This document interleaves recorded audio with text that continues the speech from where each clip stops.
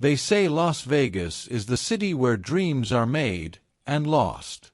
For me, it was the place where I nearly lost myself completely. But it's also where I found the one person who showed me that love isn't about perfection. It's about saving each other when no one else will. This is our story. My name's Daniel. I'm 34, born and raised in Denver, Colorado. On the outside, I looked fine. Decent job, a nice apartment, a few friends to grab beers with on weekends. But inside, I was falling apart. After a painful divorce and losing my best friend in a car accident, I fell into drinking. At first, it was just a few to take the edge off. But soon it became a routine. A bottle before bed. Then a bottle to wake up. Before long, the bottle became my only friend. When I finally lost my job because I showed up drunk one too many times, I packed what little I had left and drove to Las Vegas. I told myself I'd go there for a fresh start, but in truth, I was running away from my failures. Vegas, neon lights, endless casinos, constant noise. A place where no one asks questions. It was perfect for hiding. It happened on a warm April night. I had just stumbled out of a bar, drunk and angry at myself, when I saw her. A woman sitting on the curb outside a hotel, heels in her hands, hair falling loosely around her face. She looked exhausted but still graceful. Her name, I would later learn, was Grace Mitchell. Rough night. I slurred. She smirked, not even looking at me. You could say that. I don't know why, but instead of walking away, I sat down next to her. We didn't talk much that first night.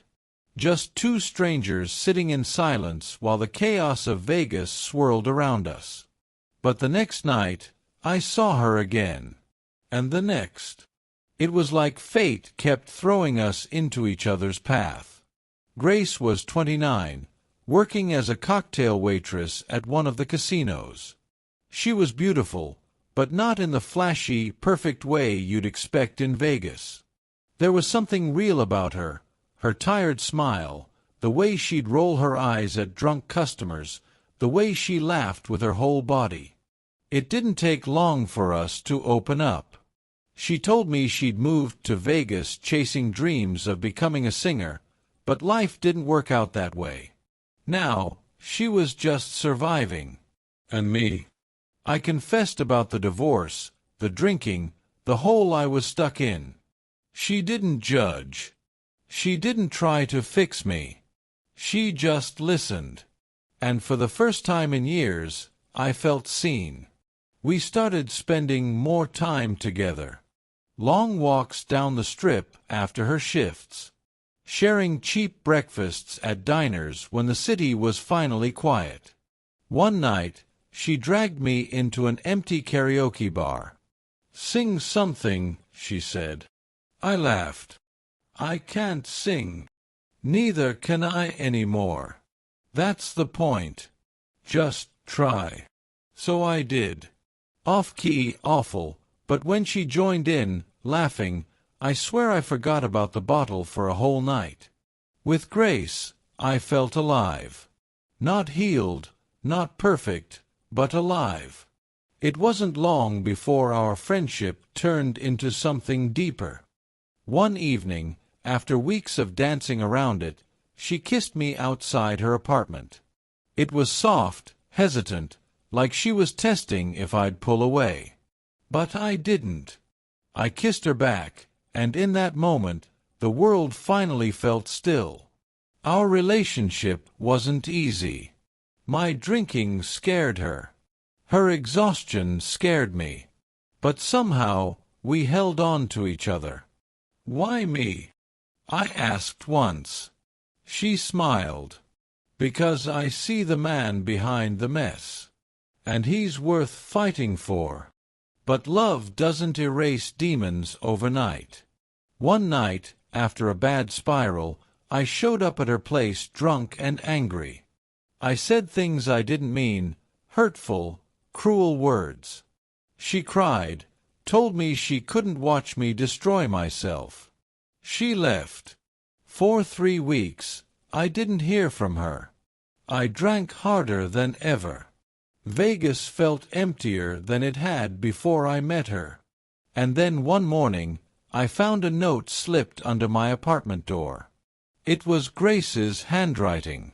I can't love you if you don't love yourself. If you want me, really want me, then fight. Not for me. For you. That note, it broke me, but it also saved me. For the first time in years, I checked myself into rehab. It wasn't easy. Withdrawal was hell. Nights were long, dark, filled with doubt. But every time I thought of giving up, I saw her face. Months passed. Slowly, painfully, I began to heal. And one crisp October evening, I walked out of rehab sober for the first time in years. Grace was waiting outside. Tears in her eyes, smile on her face. "You did it," she whispered.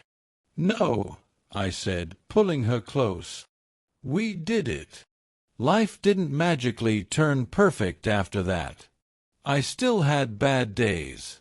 Grace still worked long shifts. But we were together.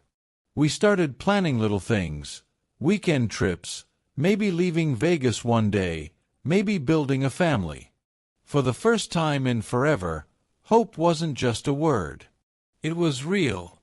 Grace even started singing again, just for me. Late at night in the kitchen, while we cooked cheap pasta, she'd hum softly. And I'd stand there, smiling, thinking, this is what love feels like. Now, years later, I'm still sober. Grace and I live in Denver, far away from the neon lights. We're married. We have a little boy named Michael, after the friend I lost so long ago. And sometimes, when people ask me about Las Vegas, I smile. Because for most, it's a city of luck and chance. But for me, it's the place where I lost myself, and the place where love found me.